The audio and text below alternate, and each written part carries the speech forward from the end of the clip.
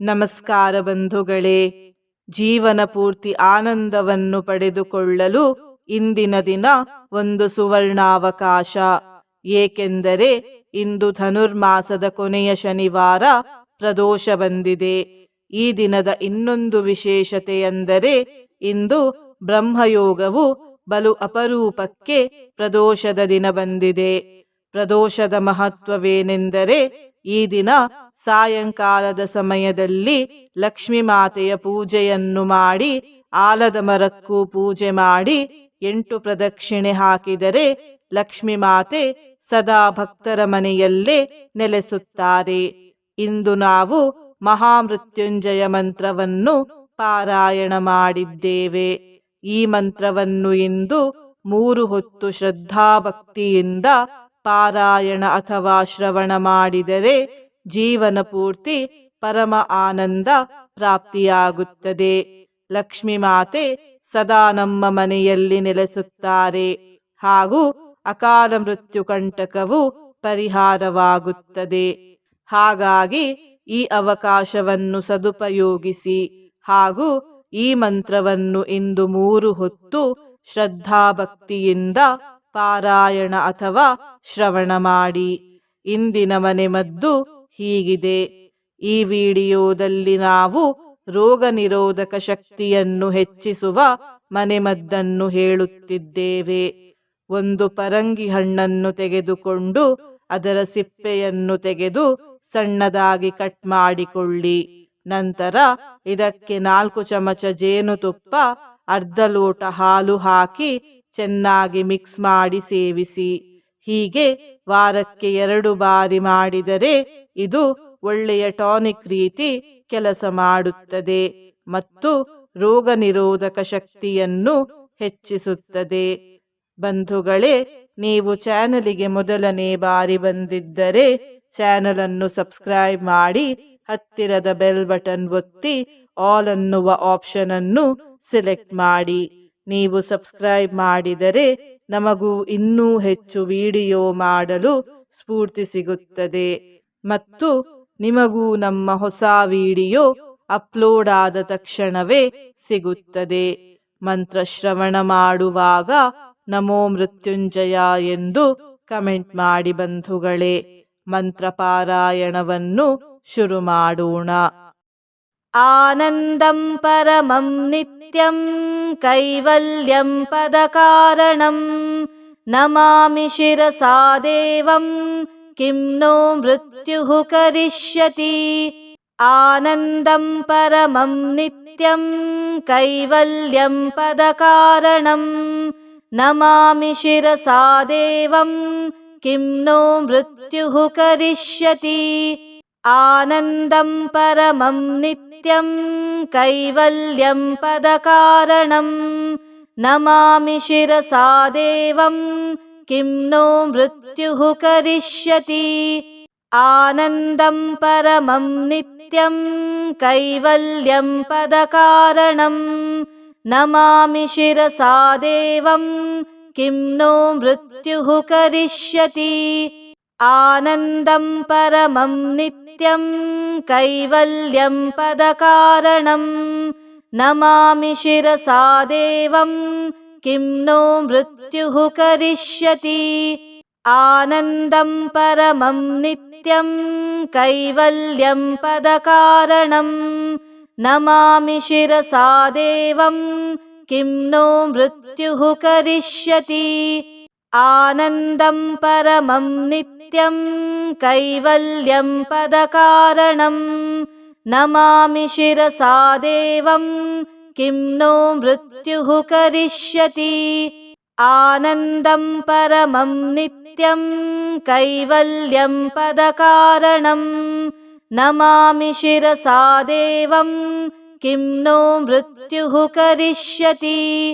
ಆನಂದಂ ಪರಮಂ ನಿತ್ಯಂ ಕೈವಲ್ಯಂ ಪದಕಾರಣಂ ನಮಾಮಿ ಶಿರಸಾ ದೇವಂ ಕಿಂ ನೋ ಮೃತ್ಯುಃ ಕರಿಷ್ಯತಿ. ಆನಂದಂ ಪರಮಂ ನಿತ್ಯಂ ಕೈವಲ್ಯಂ ಪದಕಾರಣಂ ನಮಾಮಿ ಶಿರಸಾ ದೇವಂ किं नो मृत्युः करिष्यति। आनन्दं परमं नित्यं कैवल्यं पदकारणं नमामि शिरसा देवं किं नो मृत्युः करिष्यति। आनन्दं परमं नित्यं कैवल्यं पदकारणं नमामि शिरसा देवं किं नो मृत्युः करिष्यति। आनन्दं परमं नित्यं कैवल्यं पदकारणं नमामि शिरसा देवं किं नो मृत्युः करिष्यति। आनन्दं परमं नित्यं कैवल्यं पदकारणं नमामि शिरसा देवं किं नो मृत्युः करिष्यति। आनन्दं परमं नित्यं कैवल्यं पदकारणं नमामि शिरसा देवं किं नो मृत्युः करिष्यति। आनन्दं परमं नित्यं कैवल्यं पदकारणं नमामि शिरसा देवं किं नो मृत्युः करिष्यति।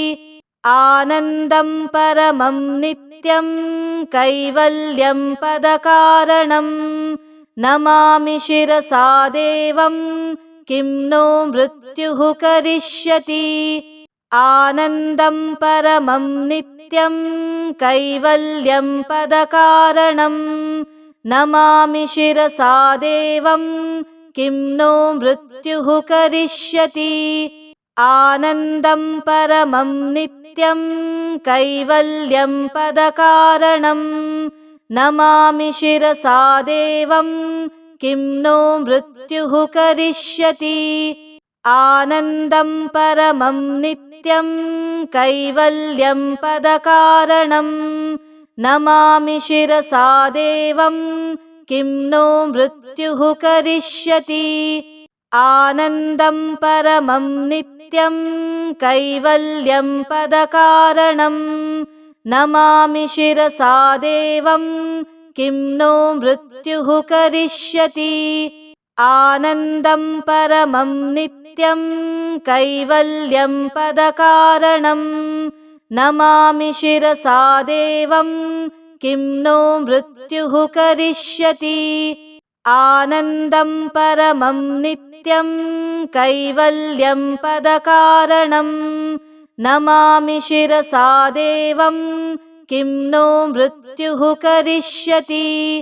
आनन्दं परमं नित्यं कैवल्यं पदकारणं नमामि शिरसा देवं किं नो मृत्युः करिष्यति। आनन्दं परमं नित्यं कैवल्यं पदकारणं नमामि शिरसा देवं किं नो मृत्युः करिष्यति। आनन्दं परमं नित्यं कैवल्यं पदकारणं नमामि शिरसा देवं किं नो मृत्युः करिष्यति। आनन्दं परमं नित्यं कैवल्यं पदकारणं नमामि शिरसा देवं किं नो मृत्युः करिष्यति। आनन्दं परमं नित्यं कैवल्यं पदकारणं नमामि शिरसा देवं किं नो मृत्युः करिष्यति। आनन्दं परमं नित्यं कैवल्यं पदकारणं नमामि शिरसा देवं किं नो मृत्युः करिष्यति। आनन्दं परमं नित्यं कैवल्यं पदकारणं नमामि शिरसा देवं किं नो मृत्युः करिष्यति। आनन्दं परमं नित्यं कैवल्यं पदकारणं नमामि शिरसा देवं किं नो मृत्युः करिष्यति। आनन्दं परमं नित्यं कैवल्यं पदकारणं नमामि शिरसा देवं किं नो मृत्युः करिष्यति आनन्दं परमं नित्यं कैवल्यं पदकारणं नमामि शिरसा देवं किं नो मृत्युः करिष्यति आनन्दं परमं नित्यं कैवल्यं पदकारणं नमामि शिरसा देवं किं नो मृत्युः करिष्यति आनन्दं परमं नित्यं कैवल्यं पदकारणं नमामि शिरसा देवं किं नो मृत्युः करिष्यति आनन्दं परमं नित्यं कैवल्यं पदकारणं नमामि शिरसा देवं किं नो मृत्युः करिष्यति आनन्दं परमं नित्यं कैवल्यं पदकारणं नमामि शिरसा देवं किं नो मृत्युः करिष्यति आनन्दं परमं नित्यं कैवल्यं पदकारणं नमामि शिरसा देवं किं नो मृत्युः करिष्यति आनन्दं परमं नित्यं कैवल्यं पदकारणं नमामि शिरसा देवं किं नो मृत्युः करिष्यति आनन्दं परमं नित्यं कैवल्यं पदकारणं नमामि शिरसा देवं किं नो मृत्युः करिष्यति आनन्दं परमं नित्यं कैवल्यं पदकारणं नमामि शिरसा देवं किं नो मृत्युः करिष्यति आनन्दं परमं नित्यं कैवल्यं पदकारणं नमामि शिरसा देवं किं नो मृत्युः करिष्यति आनन्दं परमं नित्यं कैवल्यं पदकारणं नमामि शिरसा देवं किं नो मृत्युः करिष्यति आनन्दं परमं नित्यं कैवल्यं पदकारणं नमामि शिरसा देवं किं नो मृत्युः करिष्यति आनन्दं परमं नित्यं कैवल्यं पदकारणं नमामि शिरसा देवं किं नो मृत्युः करिष्यति आनन्दं परमं नित्यं कैवल्यं पदकारणं नमामि शिरसा देवं किं नो मृत्युः करिष्यति आनन्दं परमं नित्यं कैवल्यं पदकारणं नमामि शिरसा देवं किं नो मृत्युः करिष्यति आनन्दं परमं नित्यं कैवल्यं पदकारणं नमामि शिरसा देवं किं नो मृत्युः करिष्यति आनन्दं परमं नित्यं कैवल्यं पदकारणं नमामि शिरसा देवं किं नो मृत्युः करिष्यति आनन्दं परमं नित्यं कैवल्यं पदकारणं नमामि शिरसा देवं किं नो मृत्युः करिष्यति आनन्दं परमं नित्यं कैवल्यं पदकारणं नमामि शिरसा देवं किं नो मृत्युः करिष्यति आनन्दं परमं नित्यं कैवल्यं पदकारणं नमामि शिरसा देवं किं नो मृत्युः करिष्यति आनन्दं परमं नित्यं कैवल्यं पदकारणं नमामि शिरसा देवं किं नो मृत्युः करिष्यति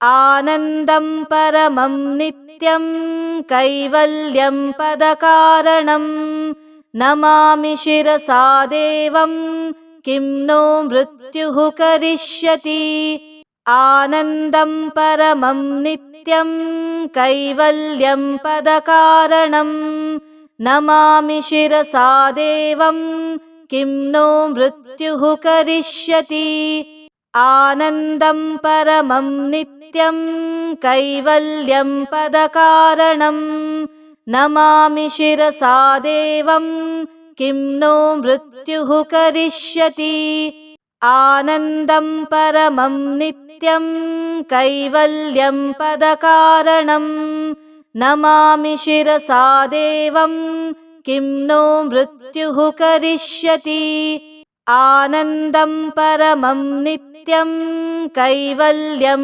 पदकारणं नमामि शिरसा देवं किं नो मृत्युः करिष्यति आनन्दं परमं नित्यं कैवल्यं पदकारणं नमामि शिरसा देवं किं नो मृत्युः करिष्यति आनन्दं परमं नित्यं कैवल्यं पदकारणं नमामि शिरसा देवं किं नो मृत्युः करिष्यति आनन्दं परमं नित्यं कैवल्यं पदकारणं नमामि शिरसा देवं किं नो मृत्युः करिष्यति आनन्दं परमं नित्यं कैवल्यं पदकारणं नमामि शिरसा देवं किं नो मृत्युः करिष्यति आनन्दं परमं नित्यं कैवल्यं पदकारणं नमामि शिरसा देवं किं नो मृत्युः करिष्यति आनन्दं परमं नित्यं कैवल्यं पदकारणं नमामि शिरसा देवं किं नो मृत्युः करिष्यति आनन्दं परमं नित्यं कैवल्यं पदकारणं नमामि शिरसा देवं किं नो मृत्युः करिष्यति आनन्दं परमं नित्यं कैवल्यं पदकारणं नमामि शिरसा देवं किं नो मृत्युः करिष्यति आनन्दं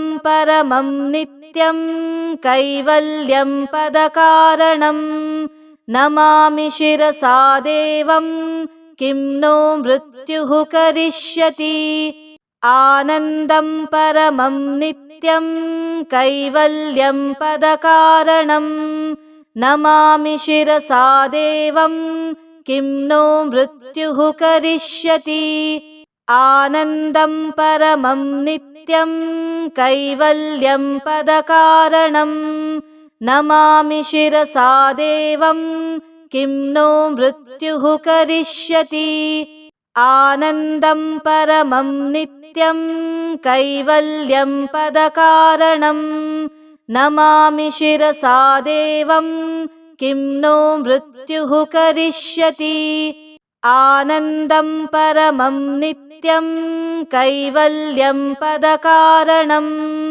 नमामि शिरसा देवं किं नो मृत्युः करिष्यति आनन्दं परमं नित्यं कैवल्यं पदकारणं नमामि शिरसा देवं किं नो मृत्युः करिष्यति आनन्दं परमं नित्यं कैवल्यं पदकारणं नमामि शिरसा देवं किं नो मृत्युः करिष्यति आनन्दं परमं नित्यं कैवल्यं पदकारणं नमामि शिरसा देवं किं नो मृत्युः करिष्यति आनन्दं परमं नित्यं कैवल्यं पदकारणं नमामि शिरसा देवं किं नो मृत्युः करिष्यति। आनन्दं परमं नित्यं कैवल्यं पदकारणं नमामि शिरसा देवं किं नो मृत्युः करिष्यति। आनन्दं परमं नित्यं कैवल्यं पदकारणं नमामि शिरसा देवं किं नो मृत्युः करिष्यति। आनन्दं परमं नित्यं कैवल्यं पदकारणं नमामि शिरसा देवं किं नो मृत्युः करिष्यति। आनन्दं परमं नित्यं कैवल्यं पदकारणं नमामि शिरसा देवं किं नो मृत्युः करिष्यति। आनन्दं परमं नित्यं कैवल्यं पदकारणं नमामि शिरसा देवं किं नो मृत्युः करिष्यति। आनन्दं परमं नित्यं कैवल्यं पदकारणं नमामि शिरसा देवं किं नो मृत्युः करिष्यति। आनन्दं परमं नित्यं कैवल्यं पदकारणं नमामि शिरसा देवं किं नो मृत्युः करिष्यति। आनन्दं परमं नित्यं कैवल्यं पदकारणं नमामि शिरसा देवं किं नो मृत्युः करिष्यति।